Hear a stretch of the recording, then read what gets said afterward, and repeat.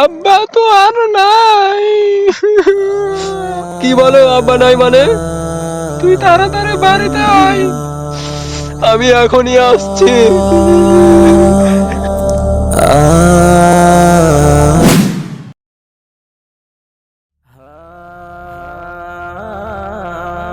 আম্মা, আম্মা, কই গেলা?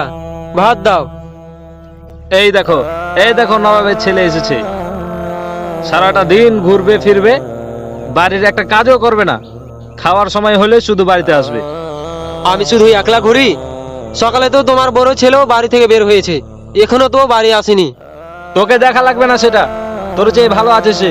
তুই তো একটা ভাদাই মেয়ে, তুই আমার চোখের সামনে কি জন্য এসেছিস? তোকে তো আমি দেখতে চাই না। হ্যাঁ, থাকো তুমি তোমার বড় ছেলেকে নিয়ে।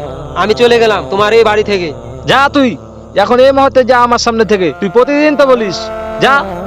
থাকবো না আর এই বাড়িতে, ডেলি ডেলি এই কাও কাও আর ভাল লাগে না। যাচ্ছি আমি।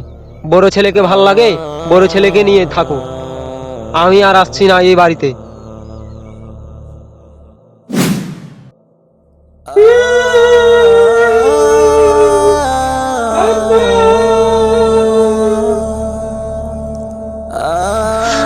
ভাই কই তুই? কেন? আমি তো ভোলাহাটে, তুমি কাঁদছো কেন? কি হয়েছে? আব্বা তো আর নাই। কি বলো আব্বা নাই মানে? তুই তাড়াতাড়ি বাড়িতে আয়, আমি এখনই আসছি।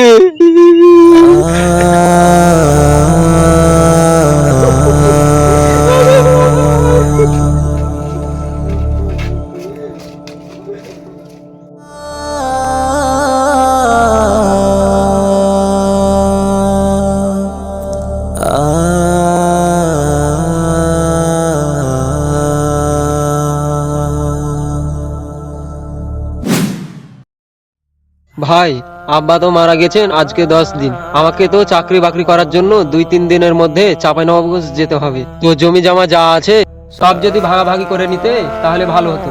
আব্বা তো তোকে খুব বেশি একটা পছন্দ করতেন না, এটা তো তুই জানিস। আব্বা যখন দুনিয়া থেকে বিদায় নেয়, আমাকে ডেকে নিয়ে, আমাকে তো আব্বা পছন্দ করতো, যত সম্ভব আমার নামে সব জমি লিখে দিয়েছেন। আমি তোকে সম্পত্তি কিভাবে দিই বল? তোমার নামে জমি লিখে দিয়েছে মানে? তো আমার জমি কই? সেটা কি আর আমি জানি? আব্বা লিখে দিয়ে গেছেন, আব্বা জানে। তুই আব্বাকে গিয়ে জিজ্ঞেস কর। জমি তোমাকে কিভাবে একাই লিখে দেয়? তুমি কি একাই তার ছেলে? আমি কি আকাশ থেকে পড়েছি? তোমাকে কি জন্য লিখে দিল না? আমি কিভাবে জমি দিব? আব্বা কবরে, তুই আব্বাকে গিয়ে জিজ্ঞেস কর যা। হ্যাঁ, আমি যাচ্ছি। কবরে গিয়ে জিজ্ঞেস করব কি জন্য আমাকে জমি দিল না।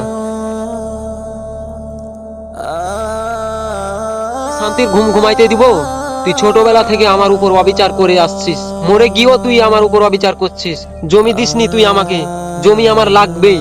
তোকে কবর থেকে তুলতে হলেও তুলবো, জমি আমার লাগবেই লাগবেই। আপনি যদি আপনার সন্তানকে দিনী শিক্ষায় শিক্ষিত না করেন, আর আপনি যদি আপনার সব সন্তানদেরকে সমান না দেখেন, তাহলে আপনার সাথেও এমনটা ঘটতে পারে।